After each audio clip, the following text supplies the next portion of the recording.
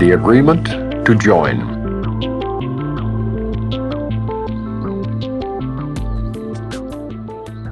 What waits in perfect certainty beyond salvation is not our concern, for you have barely started to allow your first uncertain steps to be directed up the ladder separation led you down. The miracle alone is your concern at present. Here is where we must begin. And having started, will the way be made serene and simple in the rising up to waking and the ending of the dream. When you accept a miracle, you do not add your dream of fear to one that is already being dreamed. Without support, the dream will fade away without effects. For it is your support that strengthens it. No mind is sick until another mind agrees that they are separate, and thus it is their joint decision to be sick. If you withhold agreement and accept the part you play in making sickness real, the other mind cannot project its guilt without your aid in letting it perceive itself as separate and apart from you. Thus is the body not perceived as sick by both your minds from separate points of view. Uniting with a brother's mind prevents the cause of sickness and perceived effects. Healing is the effect of minds that join, as sickness comes from minds that separate. The miracle does nothing just because the minds are joined and cannot separate. Yet in the dreaming has this been reversed, and separate minds are seen as bodies, which are separated and which cannot join. Do not allow your brother to be sick, or if he is, have you abandoned him to his own dream by sharing it with him? He has not seen the cause of sickness where it is, and you have overlooked the gap between you, where the sickness has been bred. Thus are you joined in sickness, to preserve the little gap unhealed, where sickness is kept carefully protected, cherished, and upheld by firm belief, lest God should come to bridge the little gap that leads to him. Fight not his coming with illusions, for it is his coming that you want above all things that seem to glisten in the dream. The end of dreaming is the end of fear, and love was never in the world of dreams. The gap is little, yet it holds the seeds of pestilence and every form of ill, because it is a wish to keep apart and not to join. And thus it seems to give a cause to sickness which is not its cause. The purpose of the gap is all the cause that sickness has, for it was made to keep you separated in a body which you see as if it were the cause of pain. The cause of pain is separation, not the body, which is only its effect.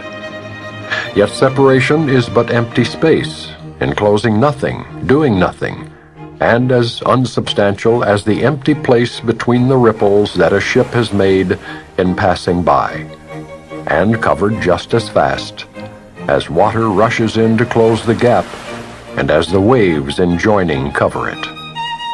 Where is the gap between the waves when they have joined and covered up the space which seemed to keep them separate for a little while? Where are the grounds for sickness when the minds have joined to close the little gap between them where the seeds of sickness seemed to grow? God builds the bridge, but only in the space left clean and vacant by the miracle. The seeds of sickness and the shame of guilt he cannot bridge, for he cannot destroy the alien will that he created not. Let its effects be gone, and clutch them not with eager hands to keep them for yourself. The miracle will brush them all aside, and thus make room for him who wills to come and bridge his sons returning to himself. Count then the silver miracles and golden dreams of happiness as all the treasures you would keep within the storehouse of the world.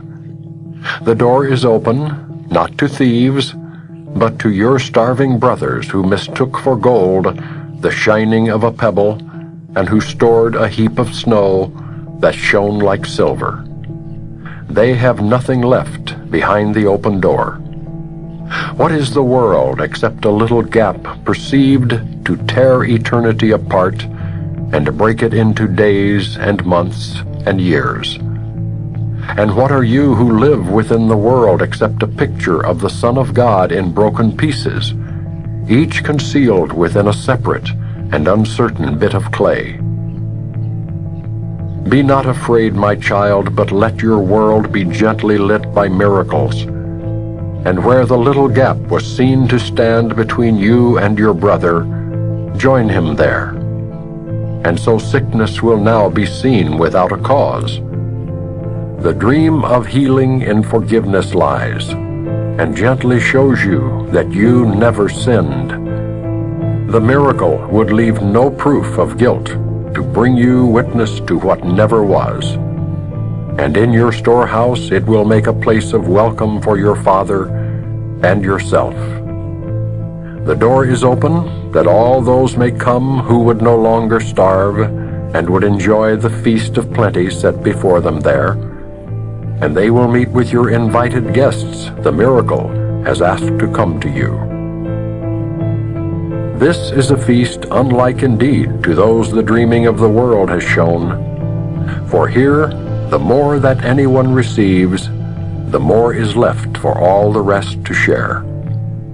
The guests have brought unlimited supply with them, and no one is deprived or can deprive. Here is a feast the Father lays before his Son and shares it equally with him. And in their sharing there can be no gap in which abundance falters and grows thin. Here can the lean years enter not, for time waits not upon this feast, which has no end. For love has set its table in the space that seemed to keep your guests apart from you. All gifts I give my brothers are my own.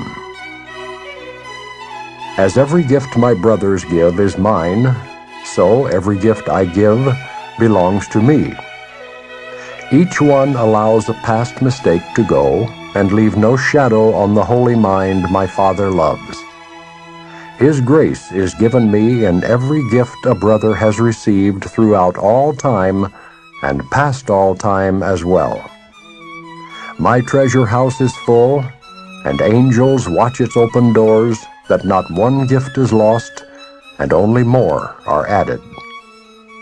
Let me come to where my treasures are, and enter in where I am truly welcome and at home among the gifts that God has given me.